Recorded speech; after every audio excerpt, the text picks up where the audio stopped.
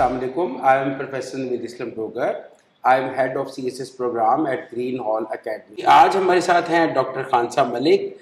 इन्होंने CSS 2023 के exam में 17th पोजीशन ली है and she is allocated in Pakistan Administrative Services. Basically, she is doctor. She did her MBBS from Fatima Jinnah medical college Lahore. First of all जी आपको congratulation. आपने माशाल्लाह से बड़ी एक अचीवमेंट जो है वो आपने की है. So what was the motivation behind that कि आपने जो CSS किया इसके पीछे क्या मोटिवेशन थी? Sir thank you so much for having me first of all. Sir जो मोटिवेशन है वो स्पेसिफिकली सिर्फ ये थी कि मेरे अब्बा की ख्वाहिश थी और उन्होंने एक बार सिर्फ मुझे बोला कि ये भी एक ऑप्शन है, क्योंकि अब्बा हम 3 बेटियां हैं और अब्बा कभी ये नहीं कहते कि आपने यही करना है. अब्बा सिर्फ एज एन ऑप्शन प्रेजेंट करते हैं कि अच्छा ये भी है जो वो चाहते होते हैं. तो बस मुझे लगा कि वो चाहते हैं कि मैं ये करूं, तो बस फिर मैंने जैसे ही अपना MBBS 2022 के अंदर कंप्लीट किया तो फिर मैंने इसकी प्रिपरेशन शुरू की अगस्त 2022 से और फिर 1 फरवरी 2023 में फिर मैंने ये एग्ज़ाम दिया. चलिए दैट्स वेरी गुड माशाल्लाह. अच्छा अब एक चीज़ आप ये बताइए कि आपने CSS में जो स्टूडेंट्स को सबसे ज़्यादा प्रॉब्लम आती है वो ख़ास तौर पे इंग्लिश की प्रिपरेशन के लिए आती है. तो आपने इंग्लिश की प्रिपरेशन के किस तरह की है, उसकी कुछ आप टिप्स जो है स्टूडेंट्स को देना चाहेंगे? श्योर सर इंग्लिश के 2 पेपर्स हैं और दोनों पेपर्स ऐसे हैं कि जो यूजली हिट होते हैं और जो फेलिंग सब्जेक्ट्स हैं. So you have to be very meticulous उनकी प्रिपरेशन के अंदर. सर एस्से के लिए स्पेसिफिकली मैंने यूँ किया था कि मैंने तमाम एस्सेज पिछले पास्ट पेपर्स जितने थे एटलीस्ट 20 ईयर्स के मैंने वो प्रिंट आउट करवाए और हर टॉपिक, क्योंकि 10 टॉपिक्स हर ईयर आते हैं, उन टॉपिक्स के आगे मैंने थीम लिख लिया कि जैसे एजुकेशन पे, डेमोक्रेसी पे, वर्ल्ड पॉलिटिक्स पे, तो आपके इनसे रिलेटेड कोई ना कोई ऐसे हर ईयर आया होता है. So I made a list कि एजुकेशन के अंदर ये 10 to 20 डोमेन्स और आगे डायमेंशंस हैं जो उसने पूछी हुई हैं. फिर मैंने उस टॉपिक पे, जैसे फॉर एग्जांपल सिर्फ एजुकेशन है तो I started reading out. Internet पे एजुकेशन वर्ड लिखकर उससे रिलेटेड मुझे कुछ भी मिलता था I use to read out. YouTube पर लिखकर उससे रिलेटेड कुछ भी कोई भी डायमेंशन मिलती थी तो मैं सुन लेती थी ताकि उससे क्लैरिटी आए. और फिर उससे मैं नोट्स बना लेती थी 3 to 4 डायमेंशंस की कि कॉजेज़ क्या है, पाकिस्तान में स्टेटस क्या है और एजुकेशन का, वर्ल्ड में एजुकेशन का स्टेटस क्या है और सोल्यूशंस क्या क्या हो सकते हैं. तो वो हर टॉपिक की डोमेन करके मैंने नोट्स भी प्रिपेयर कर लिए. और सर फिर ऐसे में सबसे इम्पॉर्टेंट ये है कि आप उसकी प्रैक्टिस करते रहते हो और आप एवेल्युएट कराते हो. जब तक आपको ग्रीन चिट नहीं मिल जाती फ्रॉम योर मेंटोर्स कि अब ये एक्यूरेट है, you are good to go, तो तब तक आप प्रैक्टिस करते रहते हो. और सर जो प्रेसियन कंपोजिशन का पेपर है, so it is a very diverse paper क्योंकि उसके अंदर डिफरेंट कंपोनेंट्स हैं. सो उसके लिए मैंने क्या काम किया कि 1972 ऑनवर्ड्स तमाम पेपर प्रेसियन कंपोजिशन के अवेलेबल हैं.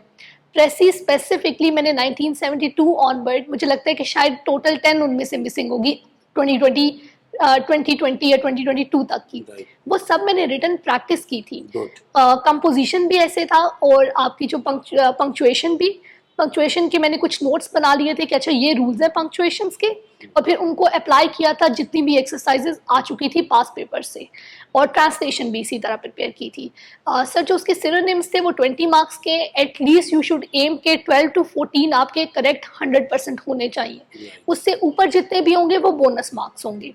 तो उसके लिए मैंने 3300 वर्ड्स, जो आपकी बैरन की एक लिस्ट होती है वो, या हाफिज करीम दाद की एक बुक मिलती है उसके अंदर 3300 से थोड़े से ज़्यादा ही है, मैंने वो सारे प्रिपेयर किए थे तकरीबन. और उसी से जितने पेयर ऑफ वर्ड्स वो वाले भी, पास्ट पेपर्स वाले भी, ईडियम्स भी इसी तरह, हर एक कंपोनेंट को मैंने इक्वल इंपॉर्टेंस दी थी because I needed every single mark कि ये ना हो कि प्रेसियन कंपोजिशन का पेपर फेल हो जाए. इट मीन्स कि विगरस प्रैक्टिस इज रिक्वायर्ड. यानी आपका कहना ये है कि जो एस्पिरेंट्स हैं उनको बहुत ज़्यादा प्रैक्टिस करनी चाहिए. True sir. अच्छा, जो ऑप्शनल सब्जेक्ट्स ऑप्ट करते हैं उनमें कौन सी चीज़ों को जहन में रखना चाहिए स्टूडेंट्स को ऑप्ट करते हुए कि ये जी ऑप्शनल सब्जेक्ट ये ऑप्ट करने चाहिए ये नहीं, तो उसके लिए आप स्टूडेंट्स को कोई गाइडलाइन देना चाहें प्लीज़? सर उसके लिए स्पेसिफिक 2 से 3 चीज़ें हैं जो आपको अपने माइंड में रखनी पड़ती हैं कोई भी सब्जेक्ट चूज़ करने से पहले. तो सबसे फॉरमोस्ट तो मेरा एक यही सजेशन होता है कि अगर आपकी डिग्री है उस सब्जेक्ट के अंदर तो यू हैव इमेंस नॉलेज, तो आपका टाइम भी सेव हो जाएगा और आपके पास इनफ नॉलेज भी होगा and you will be able to score more. अगर आपकी उससे रिलेटेड कोई प्रोफेशनल डिग्री या डिग्री नहीं है तो then go with the subjects जो आपको इंटरेस्ट करते हैं। और थर्ड चीज़ जो आपने माइंड में रखनी है वो उसका स्कोरिंग ट्रेंड है, क्योंकि कुछ सब्जेक्ट्स ऐसे हैं जो कॉन्स्टेंटली लो स्कोरिंग है, तो you have to be very careful. Right. अच्छा, बेसिकली बाज़ का जो सीएसएस के एस्पिरेंट्स हैं, स्टूडेंट्स हैं, उनको टाइम मैनेजमेंट में बहुत इशू आता है। मतलब वो हमसे भी अक्सर क्वेश्चन करते हैं कि sir how to manage time. तो बाज़ का वो एक सब्जेक्ट को ज़्यादा टाइम दे रहे होते हैं, दूसरे को लैग कर रहे होते हैं। तो आप थोड़ा इसके बारे में बताएं कि how to manage time, time को कैसे मैनेज करें स्टूडेंट्स। सर उसके लिए मैं बहुत बहुत बार कई लोगों को भी ये सजेस्ट कर चुकी हूँ कि आप लोगों ने आइडेंटिफाई करना है कि आपको कौन सी चीज़ सबसे ज़्यादा सूट करती है। सबसे पहले स्टूडेंट्स ये आइडेंटिफाई करें कि वो रात को पढ़ सकते हैं या दिन को पढ़ सकते हैं। और दूसरी चीज़ क्या है कि आप लोगों ने अपनी डिस्ट्रैक्शंस जो है ना वो माइनस करनी है लाइफ में से। फॉर एग्जांपल कि अगर आपको नींद ज़्यादा आती है तो आप उस कमरे में ना पढ़ें जहाँ पर बेड है। अगर आपको सोशल मीडिया डिस्ट्रैक्ट करता है तो अपना डिलीट कर दें सोशल मीडिया, क्योंकि मैंने अपना सोशल मीडिया ख़त्म कर दिया था जितनी भी प्रेपरेशन का टाइम था। तो टाइम के लिए आपकी डिस्ट्रैक्शंस निकल गई, now you have ample time. उस टाइम को आप कैसे डिवाइड करें कि अगर आप प्रिपरेशन डिवाइड करके करें तो सर जो पहले 4 to 5 आवर्स थे मॉर्निंग में मैं सुबह जल्दी उठ जाती थी। 8 o'clock या 9 o'clock शार्प जो है तैयारी शुरू कर दिया आपने। और फिर 9 to 1 o'clock तक आप जो हो अपनी इंग्लिश को टाइम देते हो। उसमें प्रेसियन कंपोजिशन का कोई पार्ट हो सकता है, आपका इंग्लिश ऐसे की कोई आउटलाइन की प्रैक्टिस हो सकती है, ब्रेनस्टॉर्मिंग हो सकती है, रीडिंग हो सकती है। सो इंग्लिश हर रोज़ चलेगी। उसके बाद आप पूरे डे को 2 हाफ्स में डिवाइड कर लें। बेशक 4 आवर्स वाले 2 हाफ्स कर लें कि आपने शाम की चाय से पहले वाले 4 घंटे कर लिए और शाम की चाय के बाद वाले 4 घंटे कर लिए कि अगर आप रात को जल्दी सोना चाहते हैं तो उन 4 घंटों के अंदर आप अपना कोई कंपलसरी एक सब्जेक्ट रख लें कि इस टाइम पीरियड के अंदर आज मैंने इतना काम कंप्लीट करना है। और टू बी ऑनेस्ट हर रोज़ काम नहीं कंप्लीट होता है, क्योंकि नोबडी इज़ आइडियल, कोई आइडियल सिचुएशन नहीं है। वो जो एफर्ट होती है हर रोज़ का जो हार्ड वर्क होता है, वो जो ट्राई करते हो आप गोल को रीच करने का, वही उसी के मार्क्स हैं। यस कंटिन्यू करना रखना चाहिए। Yes sir. अच्छा, आपके जो ऑप्शनल सब्जेक्ट्स हैं उसमें पॉलिटिकल साइंस है, क्रिमिनोलॉजी है, एनवायरमेंटल साइंस है, यूरोपियन हिस्ट्री है, Yes, sir. और इसके अलावा और कौन सा सब्जेक्ट सर साइकोलॉजी। साइकोलॉजी। इसमें जो आपका यूरोपियन हिस्ट्री और एनवायरमेंटल साइंस में बहुत आउटस्टैंडिंग स्कोर है, तो उस पर स्टूडेंट्स को बताएं आपने ये 2 सब्जेक्ट्स कैसे प्रिपेयर किए पर्टिकुलरली। Yes sir. सर जो दोनों की टेक्निक है वो इंटायरली डिफरेंट है, क्योंकि जो यूरोपियन हिस्ट्री है वो आपको बुक से मिल जाती है, जो इन्वायरमेंटल साइंस है वो आप बुक से प्रिपेयर नहीं कर सकते। तो जो यूरोपियन हिस्ट्री है उसके लिए मैंने 2 मेजर बुक्स कंसल्ट की थी। क्रूजिंग थ्रू मॉडर्न यूरोप, वो सर डॉक्टर फारूक सुल्तान की बुक है, और रघुवीर दयाल की बुक है मॉडर्न यूरोप से की हिस्ट्री से रिलेटेड ही। तो ये 2 बुक्स मेजर बुक्स थी। तो और उसके साथ साथ एक चैनल है हिस्ट्री का, यूरोपियन हिस्ट्री के नाम से ही, वो पूरी उसकी 100 and I think 7 वीडियोज़ हैं। वो कंप्लीट लिख के मैंने उसके नोट्स भी बनाए हुए, जो मुझे इंटरव्यू में बहुत हेल्प किया उसने। तो जो इवेंट समझ नहीं आता था वो सारा मैं वहाँ से प्रिपेयर करती थी। स्पेशल मैप्स ढूंढ के हर टॉपिक के साथ वो 1789 का जो यूरोप है उसका मैप जो है वो हर के साथ मैंने बनाया है।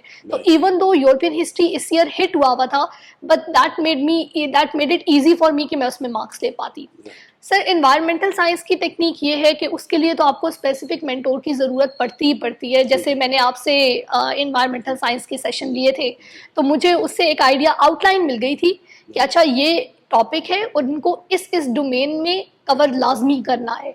तो उसको लेकर उसको मैंने क्यों बनाया, फिर पूरे इंटरनेट पर जितना UNEP जितने बड़े इदारे हैं इन्वायरमेंटल साइंस से रिलेटेड जो उस पर काम कर रहे हैं उन तमाम की वेबसाइट्स मैंने फॉलो की हुई थी।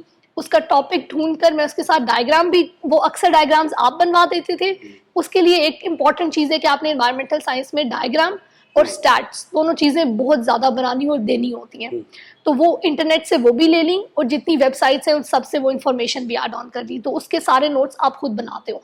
ओके, अच्छा कोई कंक्लूडिंग मैसेज देना चाहें आप जो CSS करना चाह रहे हैं यंगस्टर्स, तो उनके लिए आप कोई कंक्लूडिंग मैसेज देना चाहें तो प्लीज़ आप। My message for all the CSS aspirants is that there is no shortcut to CSS.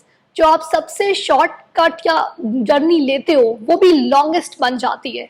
सो एक ही गोल्डन रूल है CSS पास करने का, और वो सिर्फ ये है कि हार्ड वर्क विद कंसिस्टेंसी। और जो मेहनत आप अपनी CSS की प्रेपरेशन में कर रहे हो वही मेहनत आपने अपनी दुआओं में भी करनी है। तो इन दो चीज़ों का कॉम्बिनेशन जो है सक्सेस को गारंटी बनाता है। So I wish you all the best और work hard and I hope that you become successful. Dear aspirants, आपने डॉक्टर खानसा को सुना होगा और आपने बहुत सारी चीज़ें इनसे सीखी होंगी। इन्होंने बहुत आउटस्टैंडिंग टिप्स जो हैं वो आपको बताई हैं कि आपने टाइम कैसे मैनेज करना है, सब्जेक्ट की सिलेक्शन कैसे करनी है, प्रेपरेशन कैसे करनी है, और इनके जो सक्सेसफुल एक्सपीरियंस है, आई होप सो आप इससे ज़रूर फ़ायदा उठाएंगे। Thank you very much.